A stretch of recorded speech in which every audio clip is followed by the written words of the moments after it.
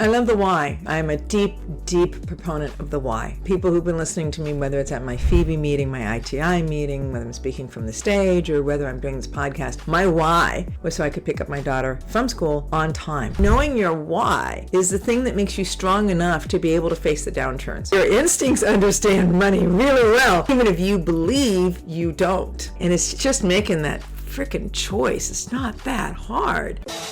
I am Christina Suter, and this is the Real Estate Breakthrough Show, where we talk about the reality of real estate, the mindset you need in order to face the reality of what it is, and tips and tricks to get you moving forward in investing. I am your host, Christina Suter. Hey you, this is Christina Suter with Real Estate Breakthrough, and I am here with Michael Rebello. I think I said his name right. You, my listeners, my longtime listeners, know perfectly well that with my dyslexia, I get stuff wrong.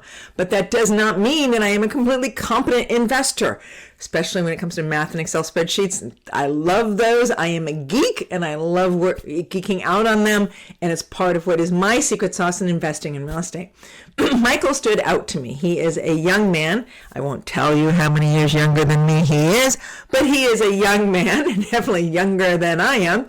But he has really embraced what it means to be a real estate investor with both hands and really stand strong in learning the skills and getting his chops up the way he needs to be able to take care of his investors and to create opportunities. So, Michael, why don't you tell us a little bit about how you got here so young? Oh, Christina, thank you so much. I appreciate this opportunity. Thank you for having me on the podcast. But a little bit about me, a little bit of my introduction. My name is Michael Rebello. I'm a 20-year-old entrepreneur that chose entrepreneurship over the traditional college path. I'm driven and inspired by my goal to retire my mom from her W-2 job and to get her out of that and into multifamily real estate. I want to teach other middle Americans like her about multifamily, how to invest in them to achieve passive income, financial freedom, and to build the future that they deserve. Because I feel like the traditional playbook nowadays really just doesn't cut it. It still works, but I don't think it just keeps up anymore. So that's why I'm in this industry, and that's what drives me. And that's a little bit about me. I love the why. To me, I'm a deep, deep proponent of the why, right? People who've been listening to me, whether it's at my Phoebe meeting, my ITI meeting, whether I'm speaking from the stage, or whether I'm doing this podcast, my why was so I could pick up my daughter from school on time. And that sentence is important because my mom, I grew up with a single mom, the whole stage between like 2 years old to about 9, where my mom was single and she was raising us 3 kids. And she was often late. She was an entrepreneur. She worked out of the house. She was busting her butt. She was making sure we had, a shelter, like a, roof over our heads. But for me, to have her be 2 hours, 3 hours late to pick me up at preschool was meaningful. So rather than feeling like I had kids before I had the cash, I got the cash before I had the kid. And that was meaningful to me because I wanted to be the mom I wanted to be. I wanted to be able to choose that. Time, freedom, choice, freedom.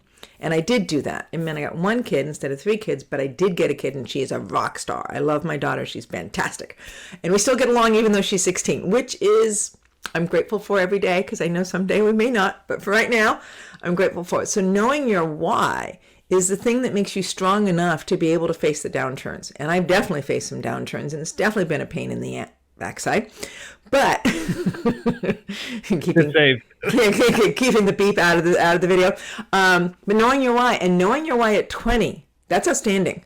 Like, what is it that resided inside of you to be able to say, I know my why? Because I didn't know my why at 20. At 20, I was in too much pain and too much difficulty and too much, I don't know who I am.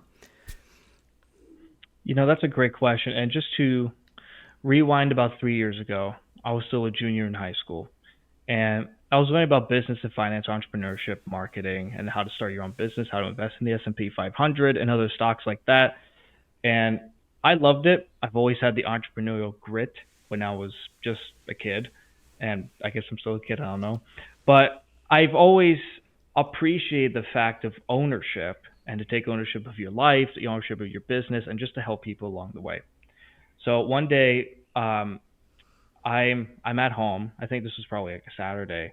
And my mom, she walks in and she was like, hey, we need to talk. And I'm going, that could be in numerous amount of things. I'm like, I know I'm done for. But exactly.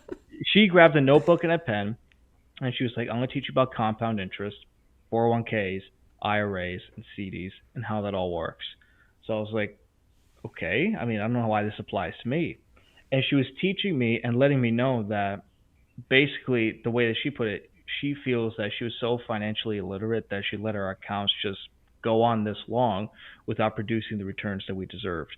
Like, for example, she put a CD for me when I was born so I could have some money when I either graduate or just as a safeguard.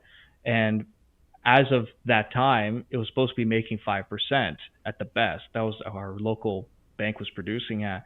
And we were making like 1.5, 1.25%.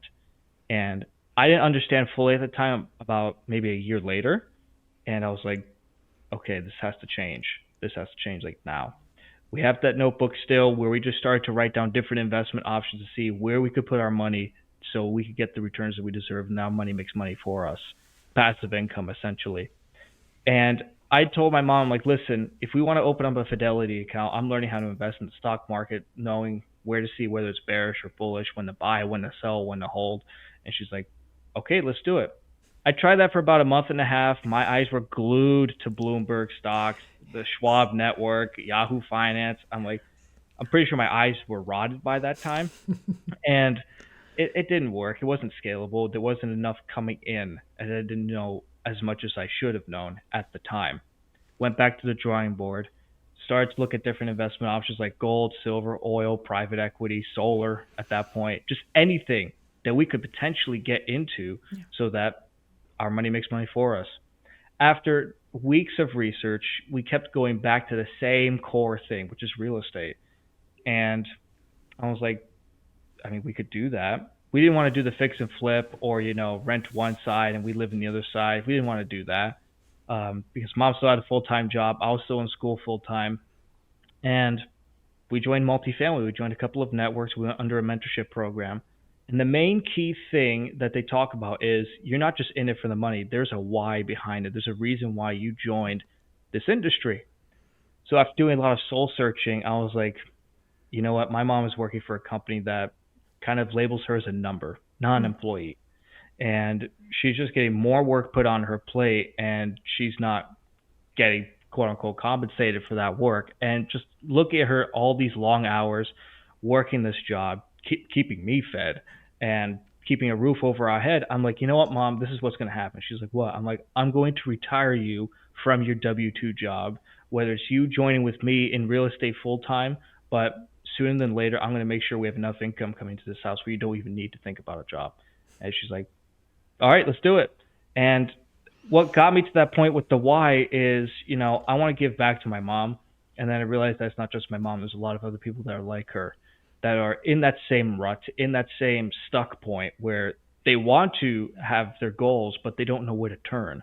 They always think the traditional playbook, go to college, get a job, do the 401k, CDR rate, the whole thing.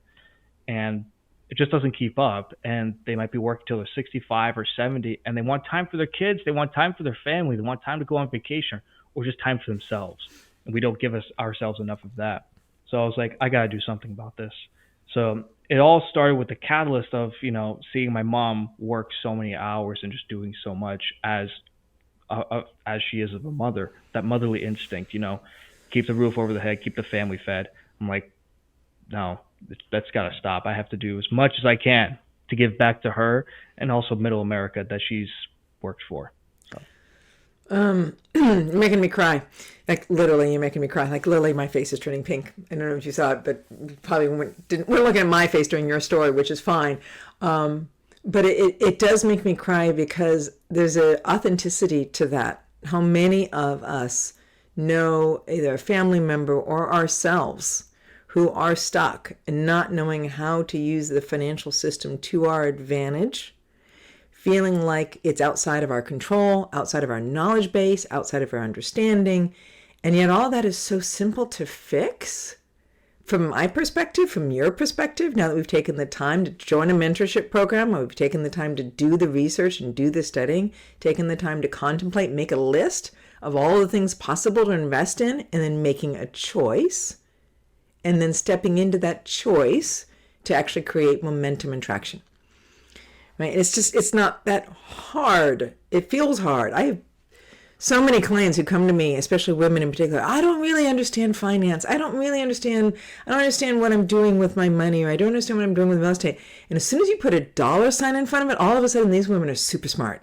I'm like, yes, they can. I cannot tell you. I'm like, oh yeah, so this, if I round the numbers, okay, we take 2,500 plus another 2,000. Well, we're about 5,000. No, it's 4,500. I'm like, oh, I see.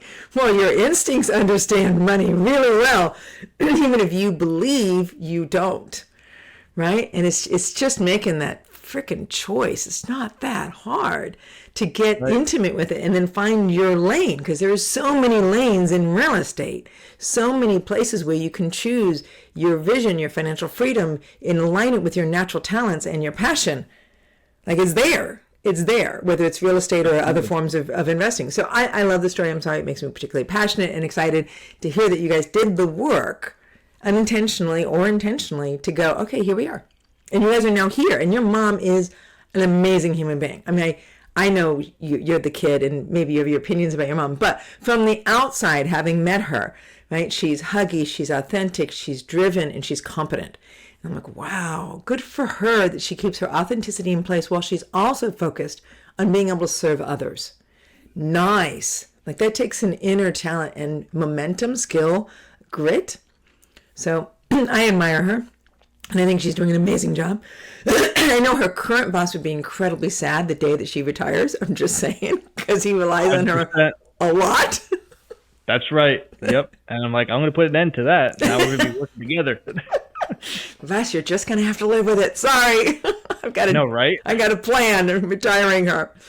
All right. So 100%. You've taken all that grit, taken all that focus, and you've taken all that awareness, that early awareness and passion, whatever it was that you were born with, and you've aligned it and focused it at 20 years old to the point where you're now a GP on at least one syndication deal, and you're working on at least on another one from what I understand. So why don't you walk me down that track? Where are you right now with that?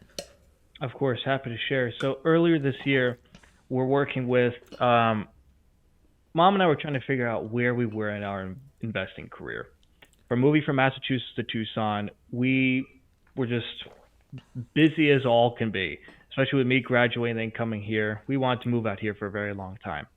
And I want to say about a year ago in November, we were just trying to figure out where this business is going to go. There was at one point where we were going to shut this down because we were just getting zero traction and there wasn't anything else happening, where I guess we just have to fall back. But I decided, I was like, that's not going to happen. We found this company. I'll die with this company, kind of thing. Like we will go full force into this, even if I have to burn both ends of the candle at night. I will get this thing off the ground. Yeah. So come around very early in the year, probably first quarter, because I don't remember which month, I was going through my email, like, hey, what do you think about Indianapolis? And my mom's very pragmatic. And Tucson is our main primary investing market. She's like, no. What about Houston? Nope.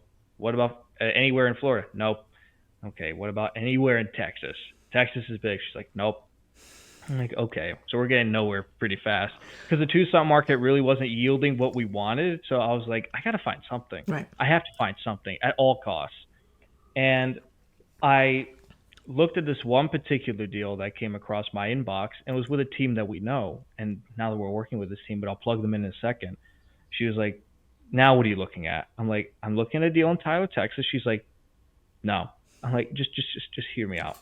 Just wait. She's like, no, I want to invest here at Tucson. And before she could finish, I'm like, this deal with this team is a 3.82% fixed assumed loan for the entire hold period.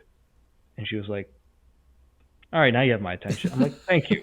So this particular team we're working with, two big sponsors, Cindy Harding and Michelle Jong, who I know very well, with Fire Capital and High Caliber Multifamily. They're excellent. They're an excellent crew. And we were talking with a team. We weren't liquid at the time, but we figured maybe we could raise capital. I don't know. We don't know how to do it, but let's just try. The best way to learn real estate is to actually do it. So we both looked at each other and went, do we even know anybody? And we're like, nope, but let's start looking. So, and it was to the point where I think we raised a little more, actually more than $500,000 for that deal, and just to put it in there. And we're like, wow, we actually did this. That was 152 units that we're co-GPing on. We're helping with the asset management, some of the investor relations and branding as well. And it was a great foot in the door for our industry. I'm sure you've heard this before, the law of the first deal. And I was like, we did it. We got our quote unquote first deal. This is great. And just going through more months, I was speaking at different events in Tucson, some in Orlando, some in Phoenix, going to San Diego, Los Angeles to just go to different networking events to expand my market outreach. And then in August, I was asked from a GP that we know for a year, great couple, and they were like, listen, we have a deal out in Tulsa that we want you to look at. So I just put the phone close to my ear because God forbid my mother hears it. I'm like, what do you mean Tulsa? And they were listing all these statistics, and I love the team anyway. Combined experience on the team is over 90 years. And I was like, you know, if the metrics look good, the market looks good, and if it's with you guys, I'm in.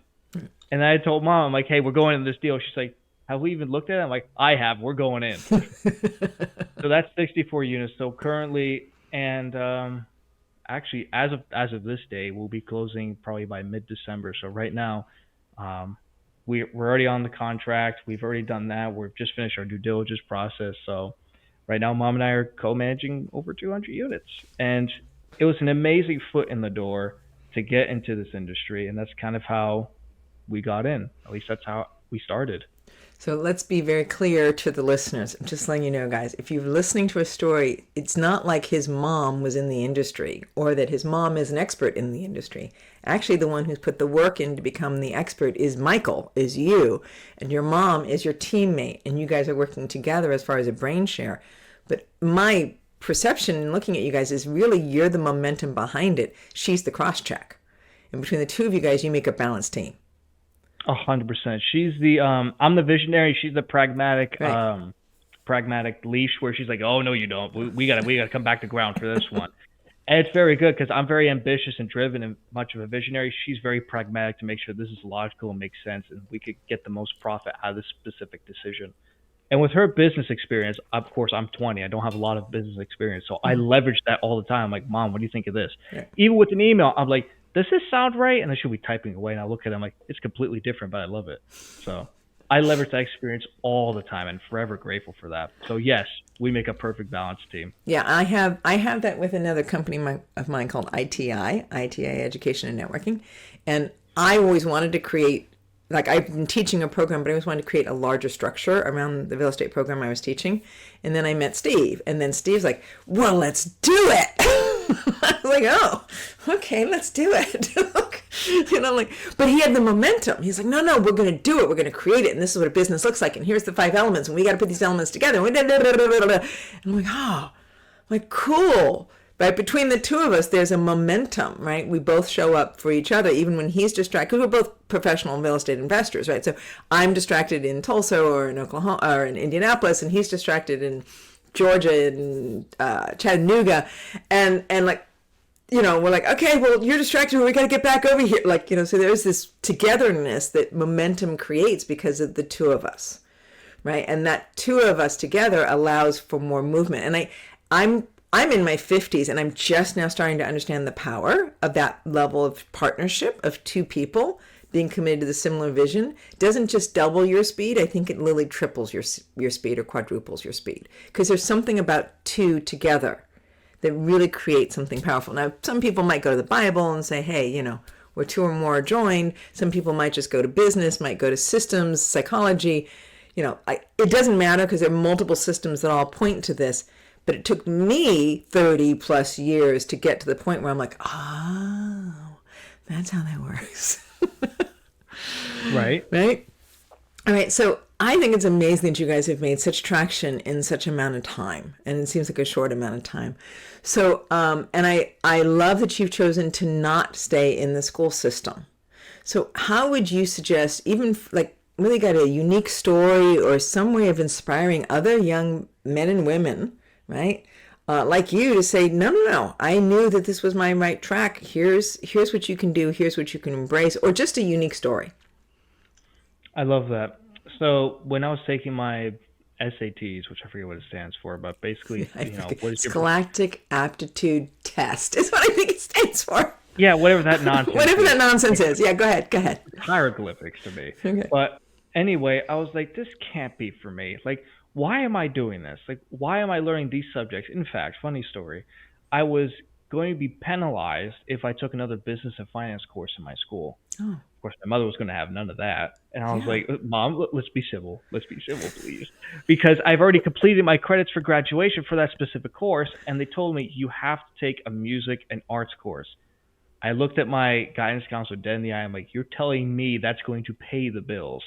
Like, really? And she's like, that's just the school requirement. She's like, I wish you could take business and finance because you excel in it, but Yeah. that's the requirement. I'm like, this is the requirement? College is going to be no better. I'm like, you got to be kidding me. And then just seeing and hearing, student debt, student loans. I don't want to be in debt. I want to leverage debt to buy multifamily properties so it can pay me and I can pay my investors and help other people along the way. Yeah. And I realized that college was going to cap my potential and that it just isn't for me to sit in a lecture hall and to do these assignments and thinking my mom already has enough expenses on her plate. Number one, feeding me, and the number two, paying for the house. I'm like, I'm not going to put more expenses on her plate. That's just ill-fitting to my mission. So I told her, I'm like, listen, I don't want to go to college, not even 2 years for an education course. I want to make sure that seminars, webinars, networking events, boot camps, courses are my college.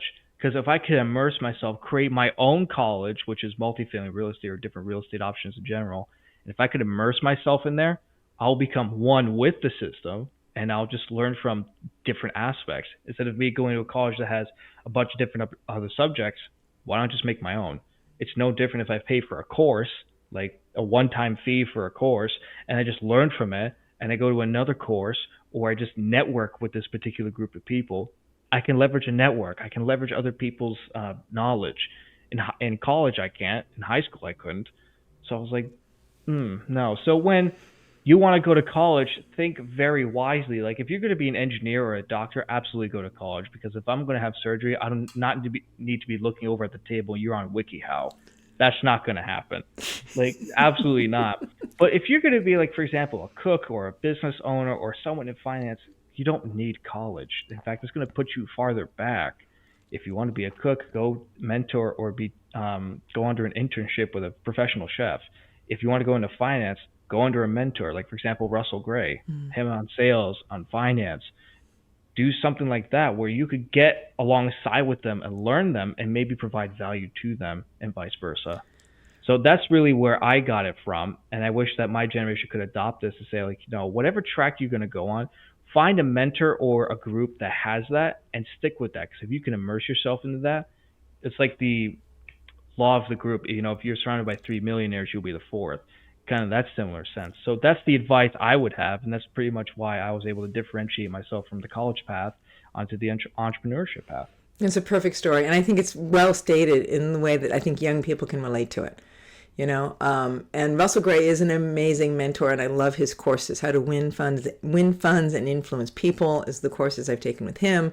And he's now has a new podcast station. What's the name of that podcast? It's like a podcast station. It's not just his podcast. Your podcast is there as well, I believe. The Main Street Media Network. That's it.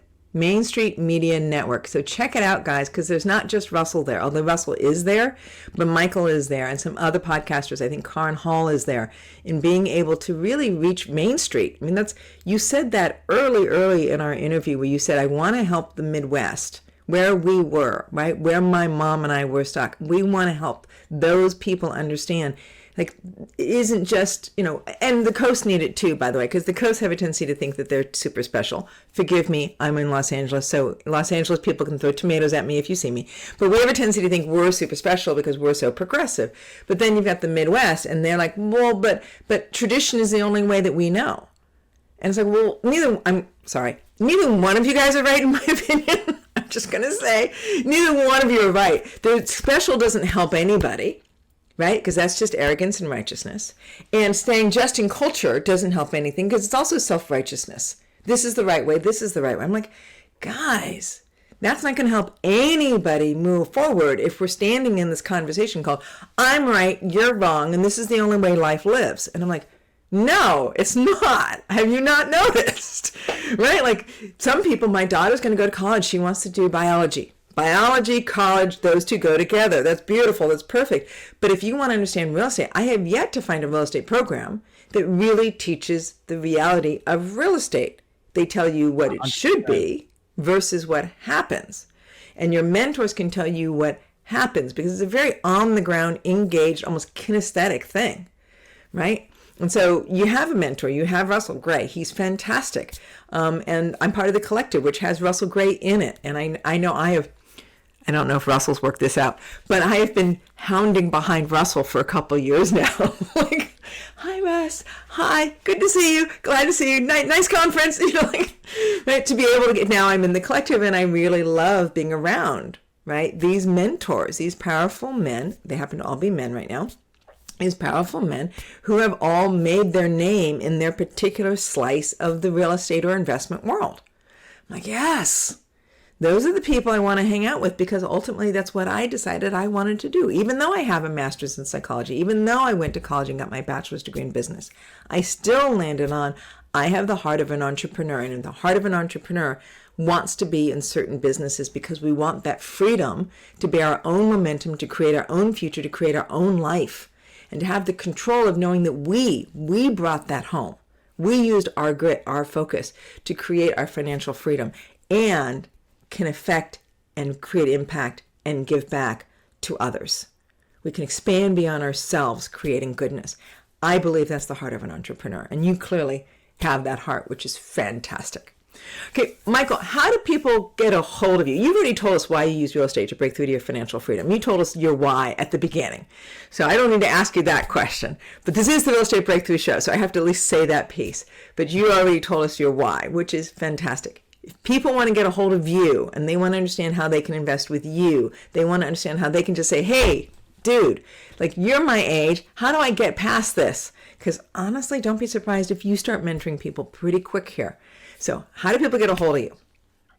So before I do share that, I'm actually mentoring some of my friends that actually want to get into the industry. So it's like, wow, it's pretty fitting. Yeah, so it is. I'm really excited to be doing that. But if anybody that's listening that wants to reach me, you can go to www.everforwardcapitalpartners.com. You'll be able to see we have a free book on there as well that we just released this year. You'll be able to get in contact with us directly. You can follow me on social media, see our story, read about us, how we got to the point where we are today, and just basically us as teachers in the multifamily industry. Yeah. So happy to connect with you all. Please go check out our website. Again, it's www.everforwardcapitalpartners.com, and looking forward to connecting. Right. If you want to find him, his name is Michael Rebello, Rebelo, for those of us who are not good spellers, which I am not. So Rebelo. Thank you, Michael, so much. I so appreciate you being here on the day before Thanksgiving. That's the day we're recording this. It'll come out soon. Hey, you, make sure you check into Real Estate Breakthrough in another 2 weeks because we always have another podcast coming your way. Awesome. Christina, thank you for this opportunity. I appreciate it, and always good seeing you. Always good seeing you, Michael.